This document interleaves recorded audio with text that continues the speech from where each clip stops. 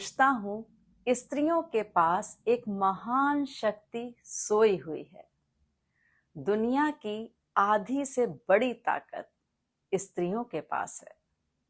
आधी इसलिए कि स्त्रियां आधी तो हैं ही, और आधी से बड़ी इसलिए कि बच्चे उनकी छत्र छाया में पलते और बढ़ते हैं।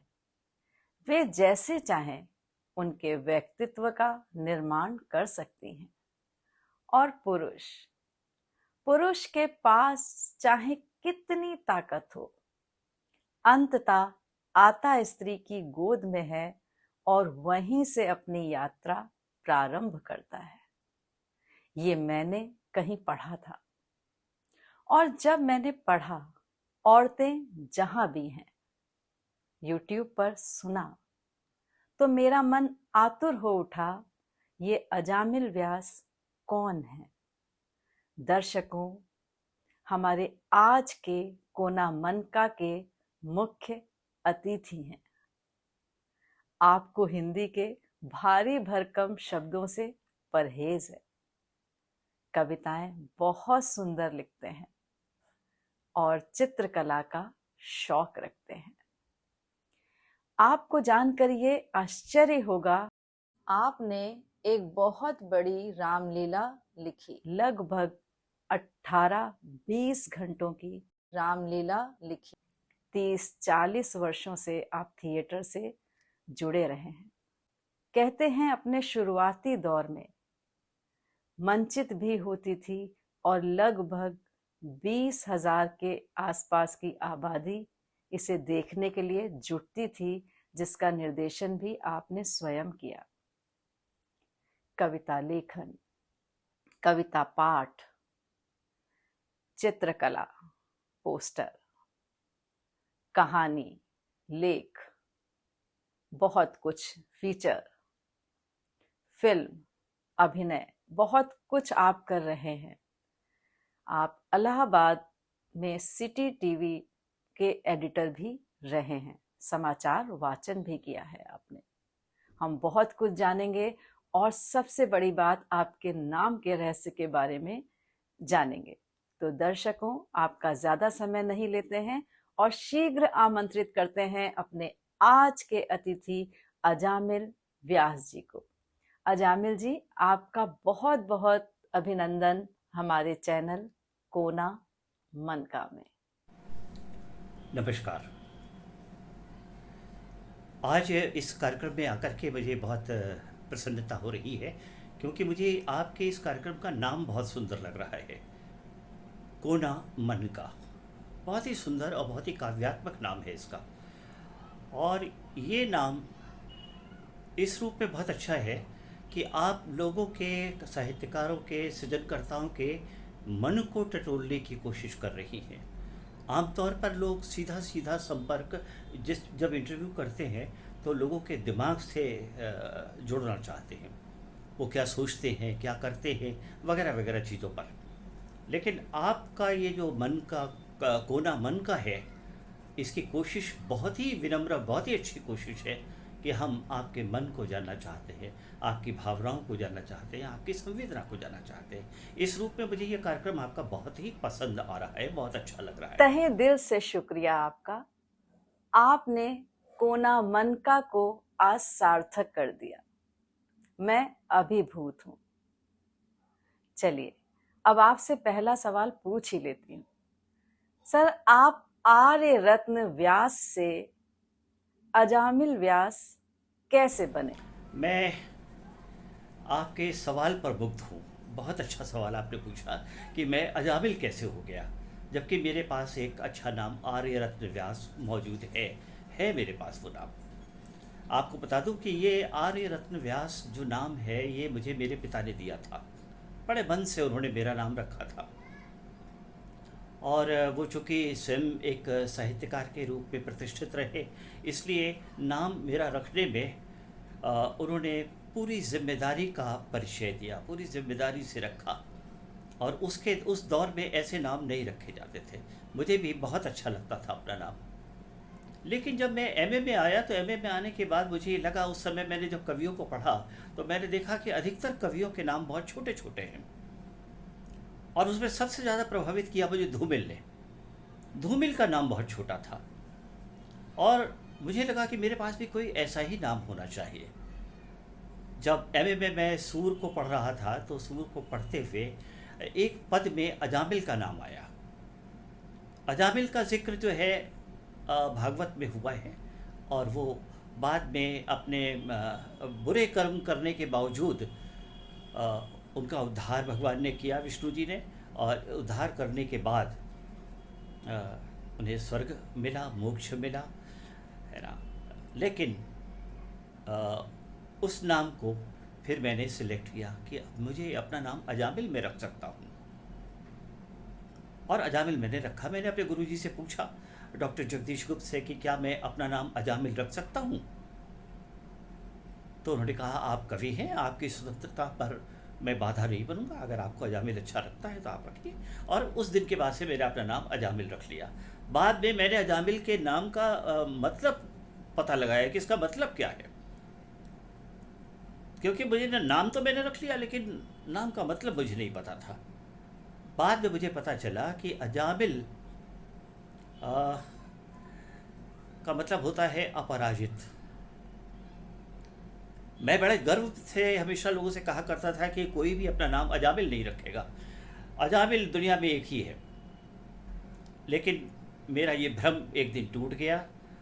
जब मैंने गूगल पर सर्च किया तो मुझे पता चला कि फिलीपींस के अंदर अजामिल एक बड़ा कॉमन नेम है, और वहाँ के लोग अजामिल नाम की बहुत सारी फैक्ट्रियाँ चला रहे हैं, बहुत सारे कारखाने चल रहे हैं, बहुत से दफ्तरों के नाम पे अजामिल शामिल है। तब मुझे बड़ी प्रसन्नता हुई कि नाम कैसे भी हो। फिर मुझे ये भी लगता था, लोग कहते थे कि नाम में क्या रखा है, लेकिन मुझे लगता है कि नाम में बहुत कुछ रखा है। नाम से एक तस्वीर किसी न किसी व्यक्तित्व की बनती है जिससे हम जी, प्रभावित हो। अजामिल शब्द अपने आप में कई गूढ़ अर्थों को समेटे हुए है।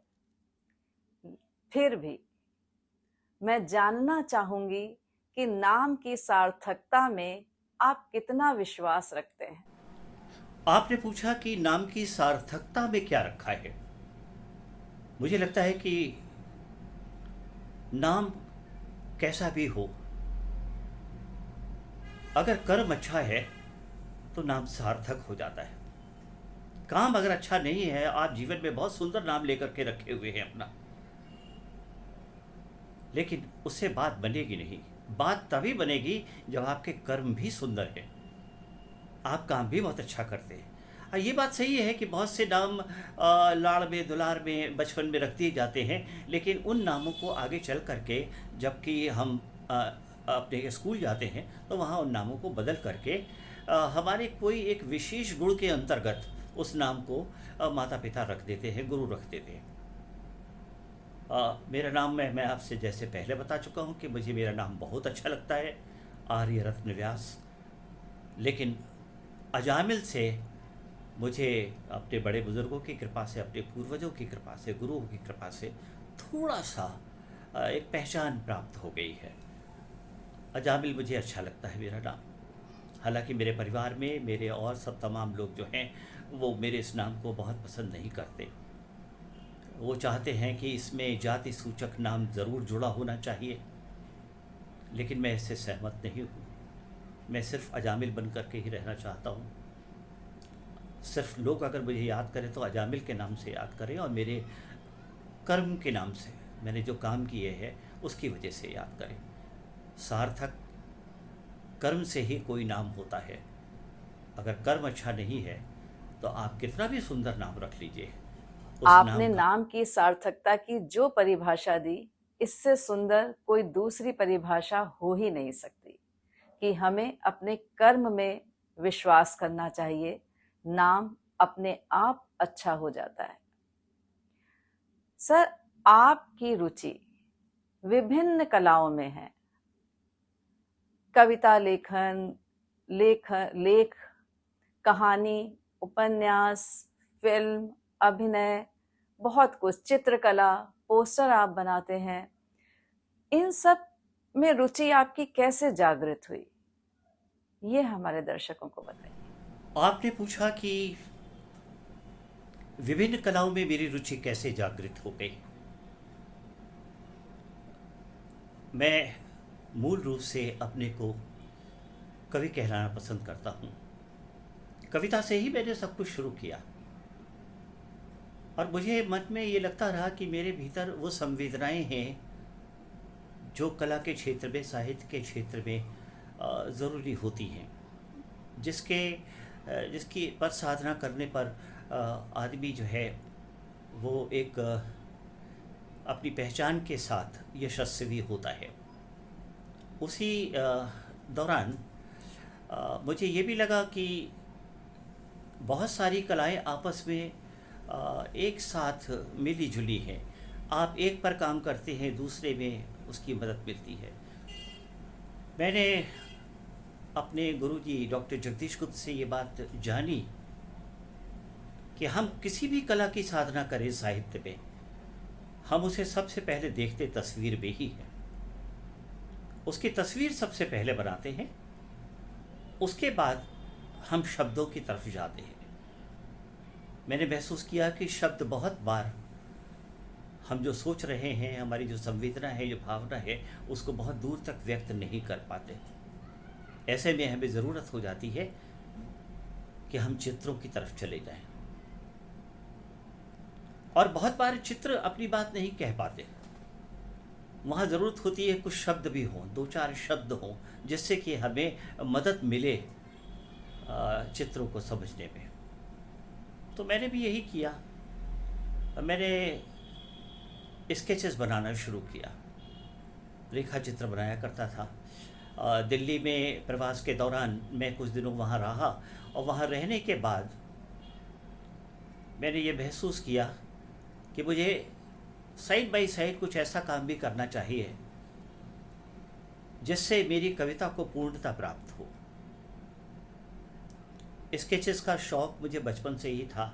मेरे पिता मुझे ये बार इसके लिए प्रोत्साहित करते रहे और चित्रकला में मुझे हमेशा बहुत अच्छे मार्क्स मिला करते थे। मैंने स्केचेस बनाए और 500-600 के लगभग स्केचेस बनाए और मुझे ये कहते हुए बहुत अच्छा लगता है कि देश की तमाम पत्र पत्रिकाओं में, छोटी बड़ी पत्र पत्रिकाओं में मेरे स्केचेस बड़ी संख्या में छपे। बहुत सारे लोग तो मुझे यही मानते रहे कि मैं एक चित्रकार हूँ, लेकिन इससे मेरा मन नहीं मानता था। मुझे लगता था कि मुझे जब भी पहचाना जाए वो कवि के बाद ही पहचाना जाए। और जब कभी भी मुझे अपनी कविता में अपूर्णता महसूस हुई तो मैंने चित्र बनाए, और जब चित्र में अपूर्णता महसूस हुई तो मैं इस तरफ चला गया। इसी बीच मुझे एक कैमरा हाथ लगा। मेरी मौसी ने मुझे वो कैमरा ला करके दिया और उस कैमरे की कीमत थी 35 रुपये। मैंने 35 रुपये के उस कैमरे से फ़ोटोग्राफ़ी शुरू की। वो एनालॉग का ज़माना था। फ़ोटोग्राफ़ी शुरू कर दी और आपको ये जान कर के अच्छा लगेगा कि उस दौर में मेरी फ़ोटोग्राफ़ी भी सारिका, धर्मयुग और इंडिया टुडे जैसी मैगज़ीन में प्रकाशित हुई, मेरे उसी 35 रुपये के कैमरे से। उससे मुझे हौसला मिला और फिर मुझे ऐसा लगा कि फ़ोटोग्राफ़ी और चित्रकला बगल बगल चलने वाली चीज़ है, ये साथ साथ चलती है ये। तो जहाँ चित्रों में कमी होती थी, वहाँ पर हम जो है फ़ोटोग्राफ़ी से अपनी बात को पूर्ण करते थे, और जहाँ कहीं फ़ोटोग्राफ़ी में कमी होती थी तो वहाँ चित्र बनता था। तो ये साधना करते करते मैं आगे बढ़ा। फिर बाद में जब वीडियो का ज़माना आ गया, फिल्म बनने लगी और मैं इलेक्ट्रॉनिक मीडिया से जुड़ा, तब मेरा रुझान जो है वो थोड़ा सा मूवी कैमरे की तरफ गया। तो मैंने दूरदर्शन के लिए कुछ फिल्में बनाई, कुछ डॉक्यूमेंट्रीज़ बनाई और उसमें अमरकांत जी, लक्ष्मीकांत वर्मा, ऐसे लोगों पर डॉक्यूमेंट्री मैंने बनाई। और इस तरीके से जब आस्था चैनल हमारे शहर में आया कुंभ के दौरान, तो मैंने आस्था चैनल के साथ जुड़ करके भी बहुत सारी डॉक्यूमेंट्रीज बनाई। इस तरीके से फिल्म में जो मेरी रुचि थी वो वहाँ जाकर मैंने पूरी किया। दूरदर्शन ने रामदर्श मिश्र की कहानी सड़क पर मुझे फ़िल्म बनाने का मौका दिया, मैंने उनके लिए भी फ़िल्म बनाई। तो इस तरीके से हौसला बढ़ता रहा, हिम्मत बढ़ती रही थी। जैसे जैसे उम्र बढ़ी वैसे वैसे शौक़ भी डेवलप करते चले गए, बहुत सारे शौक़ पैदा कर लिए मैंने। इस बीच में मूल रूप से जो कुछ बचा रह गया, अंततः जिसकी तरफ मुड़ के मैं बार बार देखता हूँ, वो मेरी कविताएं हैं। मैं चाहता हूँ मैं जो कुछ भी करूँ उसके भीतर कविता ज़रूर दिखाई पड़े, उसमें मेरी संवेदना, मेरी आत्मा लोगों को देखने को ज़रूर मिले। तो इस तरीके से ये साधना मेरी चलती रही और जो कुछ भी हासिल हो सका वो आप सबकी दुआएं हैं, ईश्वर की कृपा है, बड़े बुजुर्गों का आशीर्वाद है। जो कुछ भी मैंने किया मुझे उससे बड़ा सुकून है कि मैं ऐसे ही नहीं संसार से चला जाऊंगा। कुछ चीज़ें हैं जो पड़ी रह जाएंगी, शायद आने वाले लोग उसको देखें। इस उम्मीद के साथ मैं आज भी करता चला जा रहा हूँ, मुझे अच्छा लग रहा है ना। ये आपने जो सवाल मुझसे पूछा था कि इस तरफ कैसे रुझान हो गया, और एक बात मैं बड़ी विनम्रता से कहूँगा कि जब इसमें मुझे थोड़ा सा पैसा मिलने लगा तो मेरे इस रुझान के अंदर थोड़ी परिपक्वता आने शुरू हो गई, क्योंकि उस समय मुझे केवल आर्ट को नहीं देखना था, मुझे अपने क्लाइंट को भी देखना था, उसको भी संतोष होना चाहिए। बड़ी ही विनम्रता से आपने एक ईमानदार बात कही कि मुझे अपने क्लाइंट को भी देखना पड़ता है। अच्छी बात है सर। तमाम चर्चित और बहुचर्चित पत्र पत्रिकाओं में आपने महत्वपूर्ण भागीदारी निभाई है। आपकी रचनाएं प्रकाशित होती रही हैं, आपने संपादन कार्य भी किया है।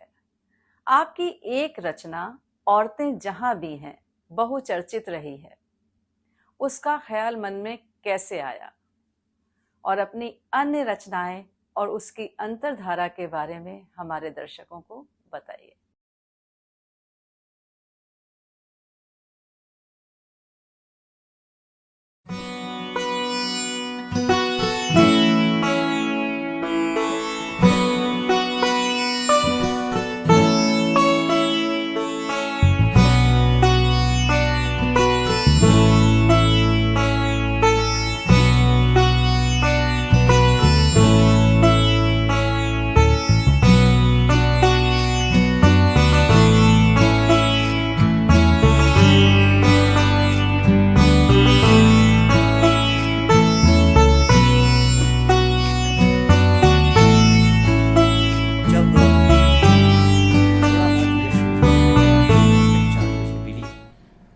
उसके बाद मुझे ये लगा कि पत्र पत्रिकाएं में भी हमारी चीज़ें प्रकाशित होनी चाहिए। हालांकि जब मैंने अपनी पहली कविताएं लिखी तो कविता के प्रकाशन में मैंने कोताही नहीं की, काफ़ी कविताएं मेरी छपी। वो ज़माना मुझे याद है कि लघु पत्रिकाओं का था, तो लगभग सभी लघु पत्रिकाओं में मेरी कविताओं का प्रकाशन हुआ। उसके बाद बड़ी पत्रिकाओं की तरफ भी गया, धर्मयुग में, हिंदुस्तान, सारिका में कहानियाँ भी आईं। और इसके अलावा मैं और भी जो बड़ी पत्रिकाएं रहीं उसके भीतर बराबर कोशिश करता रहा और मेरी चीज़ें प्रकाशित होती रहीं।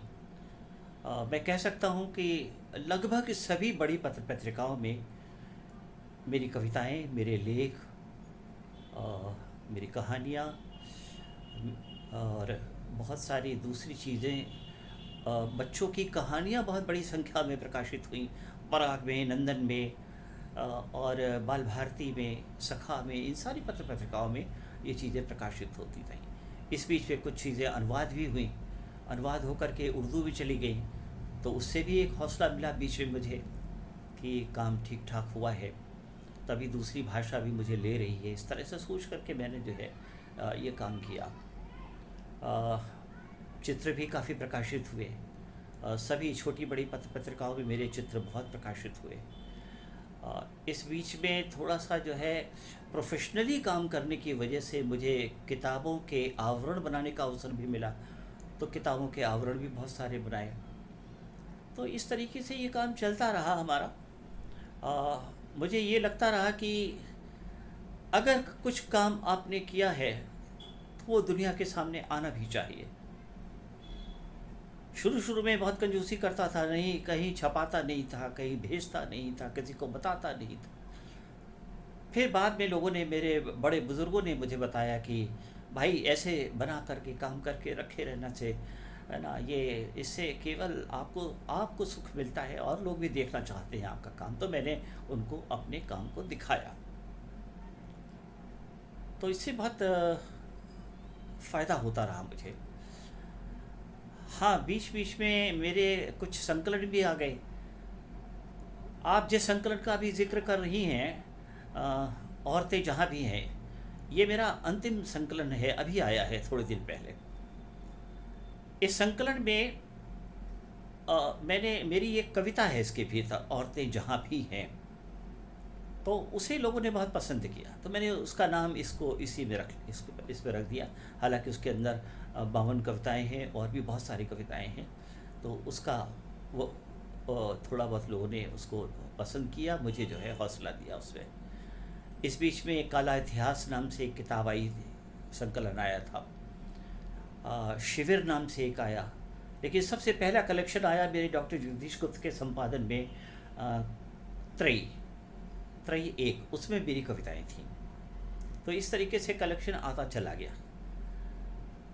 बेशक मेरी कविताओं के अंदर आपको राजनीति का अंडर करेंट मिलेगा, उसकी अंतधारा जो है वो राजनीति है, लेकिन इसका मतलब ये बिल्कुल नहीं है कि मैंने दूसरी संवेदनाओं पर, दूसरी भावनाओं पर न सोचा न लिखा, ऐसा बिल्कुल नहीं है।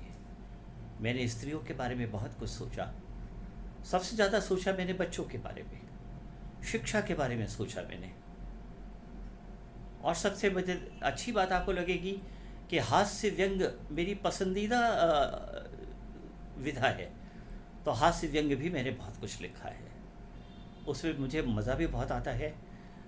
और मुझे लगता है कि जब कोई इसे पढ़ेगा तो अगर वो 2 बार भी हंस दिया तो ये उपलब्धि है जीवन की कि कोई हंसा, है ना। तो ये चीज़ सोच करके मैं अपना काम करता रहा। कुछ किताबें आ गई हैं मेरी, और मैं और आपसे क्या कहूँ, ये सब चलता है रचनात्मकता के दौर में, ये सब थोड़ा बहुत चल रहा है, आज भी चल रहा है। और इस उम्र में आ जाने के बाद भी मैं अपने को थका हुआ महसूस नहीं करता। मुझे लगता है कि नहीं, कुछ ना कुछ करते रहो, कुछ ना कुछ करो, जीवन में बैठे रहने से कोई लाभ नहीं है, तो मैं करता रहता हूँ। ये मेरी साधना चलती रही है। मैंने इन दिनों में बड़े कवियों की कविताओं का पाठ कर रहा हूँ, काव्य पाठ।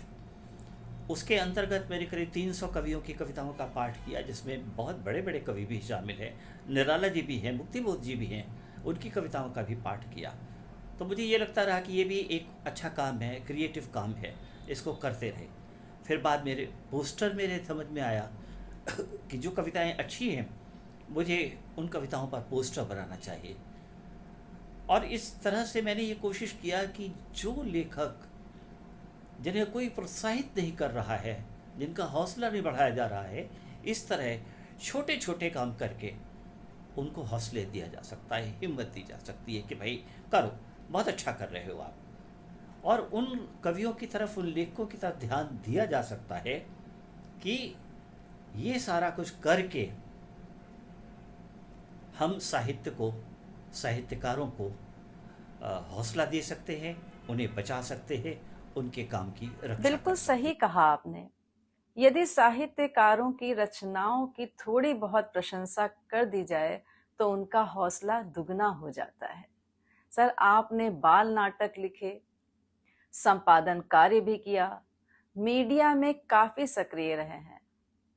चाहे इलेक्ट्रॉनिक मीडिया हो या प्रिंट मीडिया, दोनों में आपने अपनी गहरी पैठ बनाई है।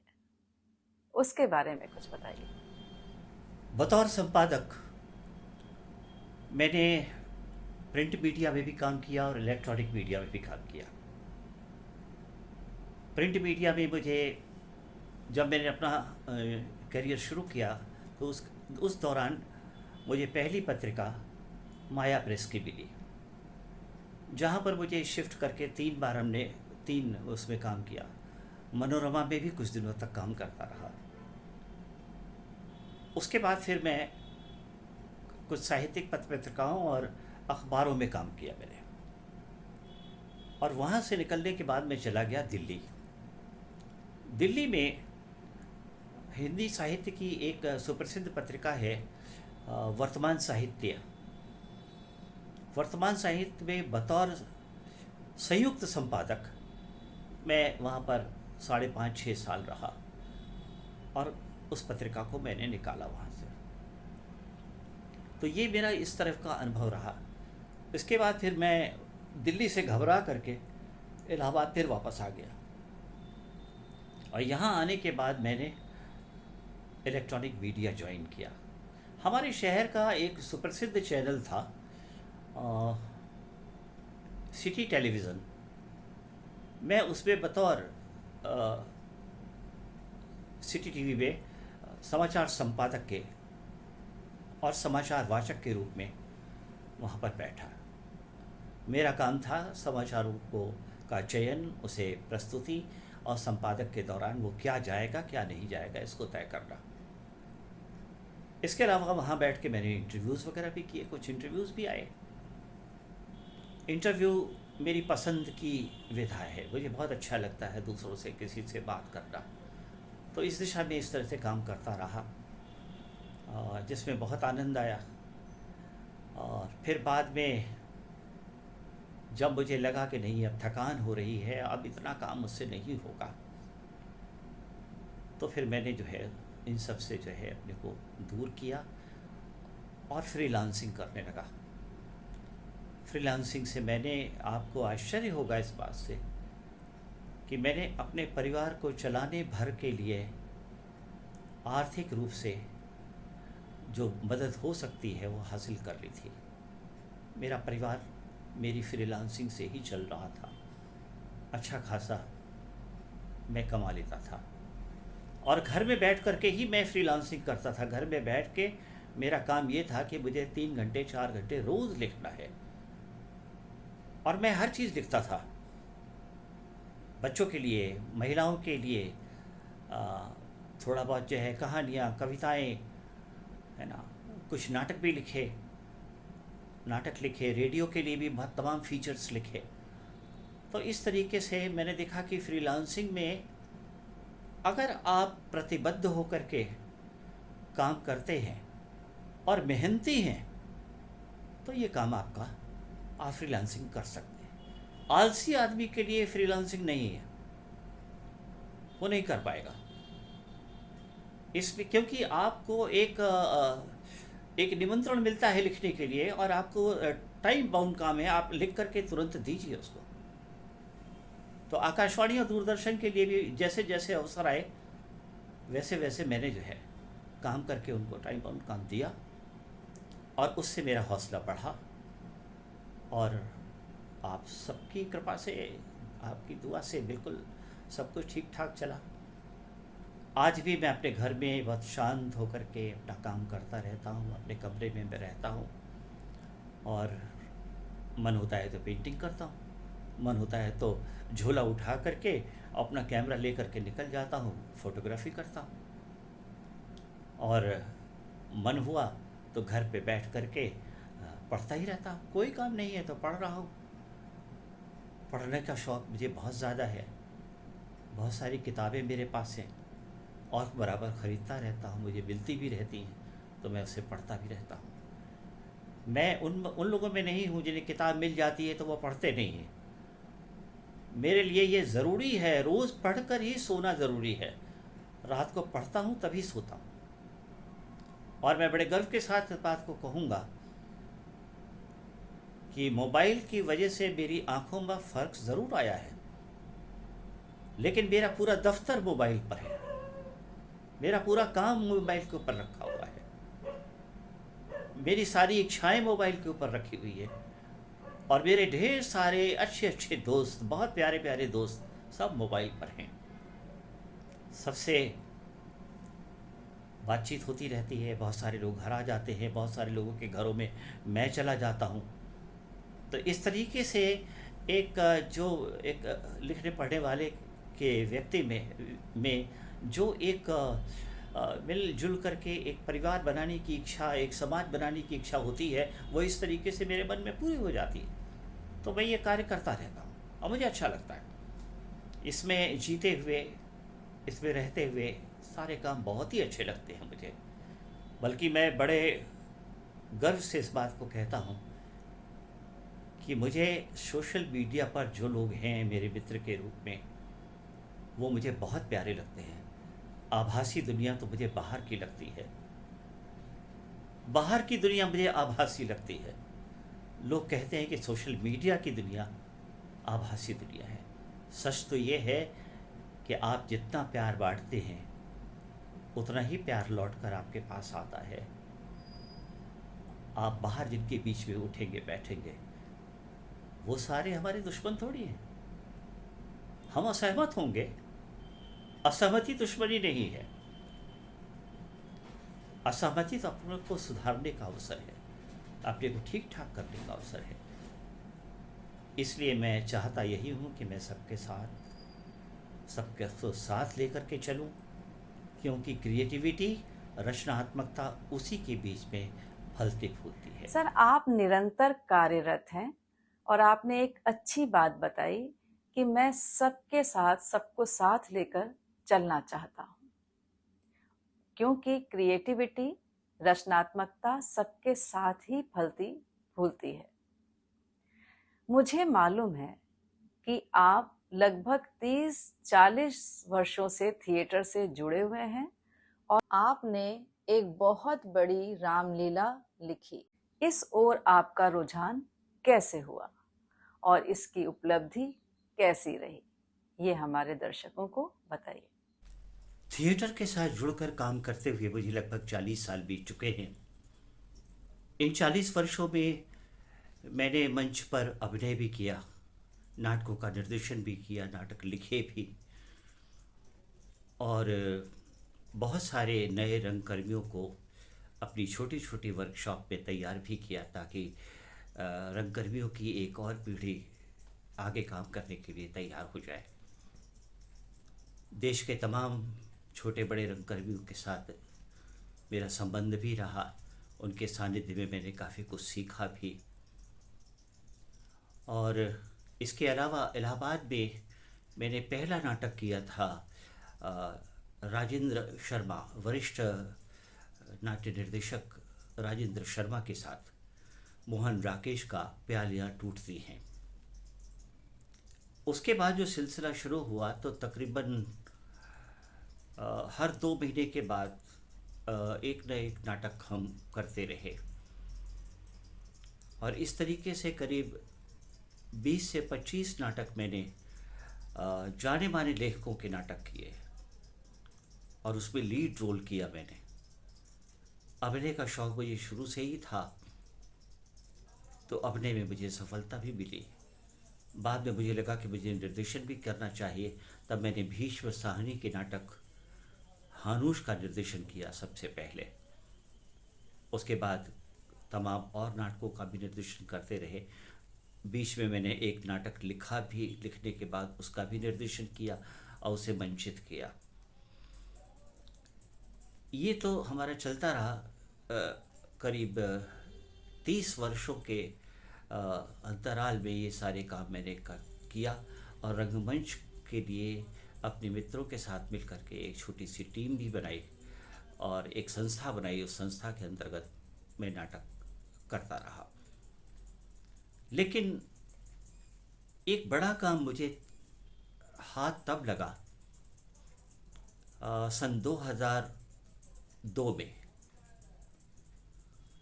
मुझे ये ऑफ़र हुआ कि मैं रामलीला लिखूं, और ये रामलीला मुझे लिखनी थी एशिया की सबसे बड़ी रामलीला कमेटी, पत्थरचट्टी रामलीला कमेटी इलाहाबाद के लिए।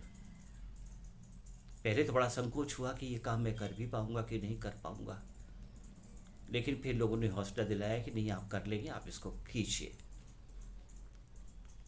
मैंने पहला एपिसोड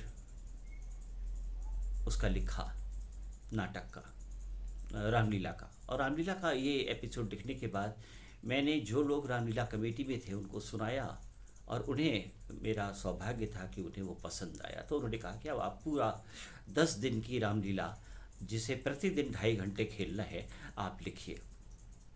और उन्होंने तमाम प्रसंग भी हमें बताए कि इन प्रसंगों को लेकर के आप नाटक लिखिए, रामलीला लिख डालिए।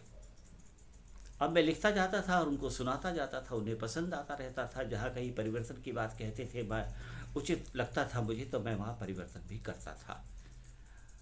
आपको यहाँ मैं बताना चाहूँगा कि मैंने रामलीला का आधार तुलसी को नहीं रखा था। मैंने वाल्मीकि की रामायण पर को आधार बना करके रामलीला लिखा था, क्योंकि मेरा विश्वास था कि वाल्मीकि के यहाँ जो राम कथा है, राम की का जीवन है, वो विचारों पर आधारित है, और तुलसी के यहाँ भावनाओं पर आधारित है, भक्ति पर आधारित है। इसलिए राम का दूसरा पक्ष अगर हमें देखना है तो वो हमें वाल्मीकि के यहाँ मिलता है। मैंने वाल्मीकि की रामायण को केंद्र में रखा और उसी को देख करके, उसी से प्रेरणा लेकर के मैंने लिखना शुरू किया। आपको बता दूं कि इस दुनिया में अब तक 1000 से भी ज़्यादा बार राम कथा को लिखा गया है। विभिन्न लोगों ने लिखा, बड़े बड़े लोगों ने, ऋषि मुनियों ने लिखा, और वो सभी के सभी जो है सुप्रसिद्ध हुए। हर भाषा में राम कथा है, दुनिया की तमाम भाषाओं में राम कथा है। तो जब मैंने राम कथा, रामलीला लिखना शुरू किया तो मेरे दिमाग में ये बात आई कि अगर रामलीला में लिख रहा हूं तो मेरी रामलीला में विशेष क्या होगा? क्या मैं वही राम कथा दोहरा दूंगा जो रामायण में है या तुलसी में है?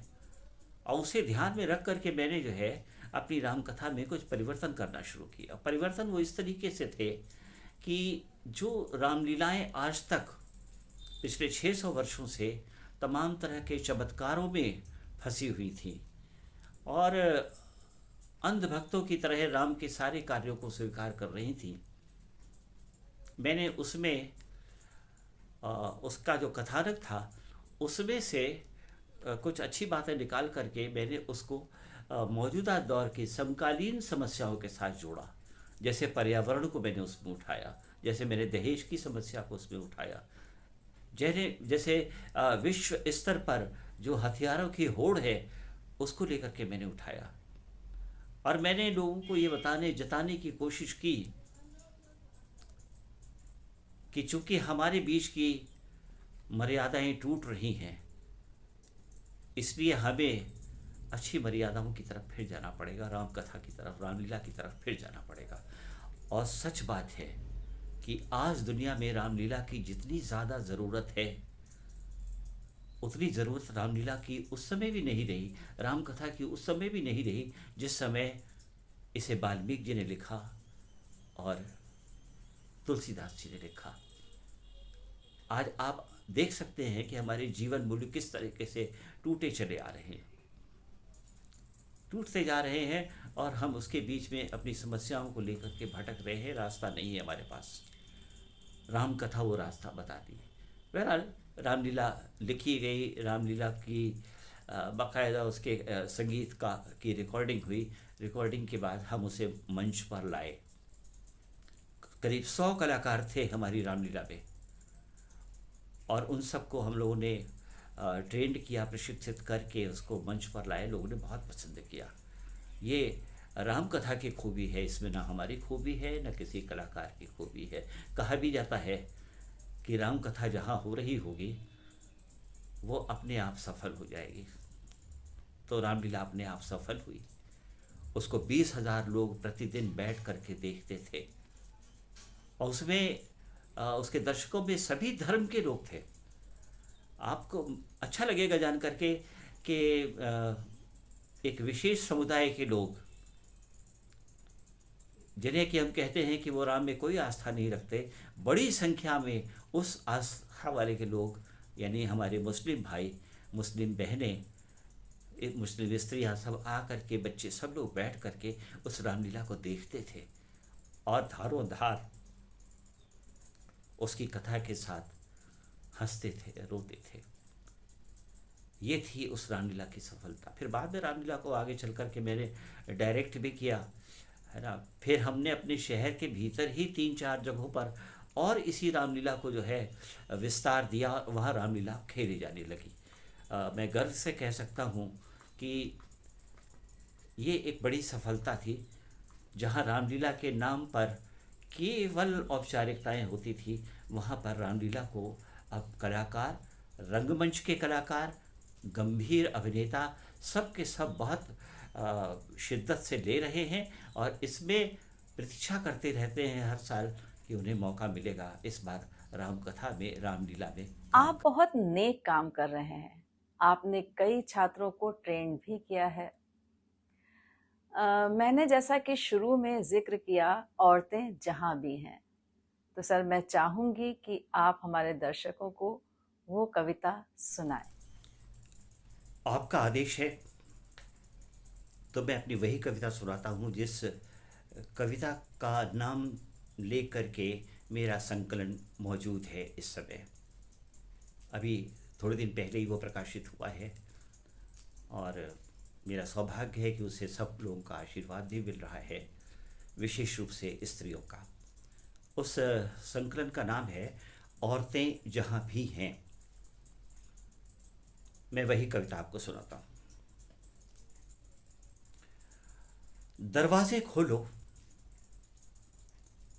और दूर तक देखो खुली हवा में।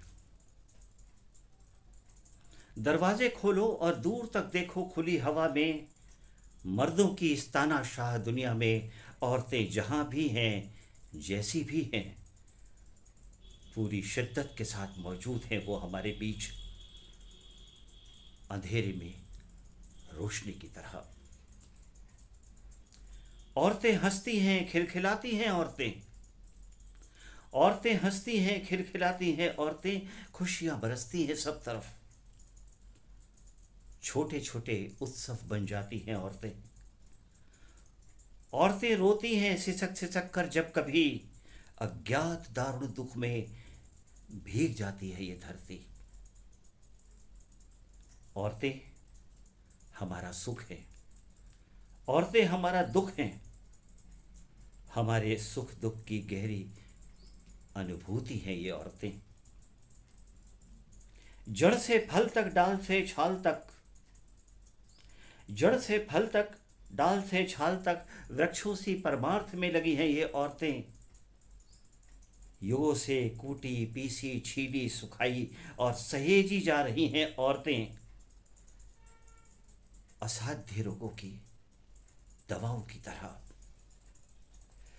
100-100 खटरागों में खटती हुई, 100-100 खटरागों में खटती हुई रसोई घरों की हदों में औरतें गमगमाती हैं मीठ मसालों की तरह। सिलबट्टों पर खुशी खुशी पुदीना प्यासी पिस जाती हैं औरतें। चूल्हे पर रोटी होती हैं औरतें। ये क्या कम बड़ी बात है? लाखों करोड़ों की भूख प्यास हैं औरतें। पृथ्वी सी बिछी हैं औरतें, आकाश सी तनी हैं औरतें। जरूरी चिट्ठियों की तरह रोज पढ़ी जाती हैं औरतें। तार में भिरोकर टांग में टांग दी जाती हैं औरतें। पृथ्वी सी बिछी हैं औरतें, आकाश सी तनी है औरतें। जरूरी चिट्ठियों की तरह रोज पढ़ी जाती हैं औरतें। तार में पिरोकर टांग दी जाती हैं औरतें। वक्त जरूरत इस तरह बहुत काम आती है औरतें। शोर होता है जब, शोर होता है जब औरतें चुपचाप सहती है ताप को। शोर होता है जब औरतें चुपचाप सहती हैं ताप को।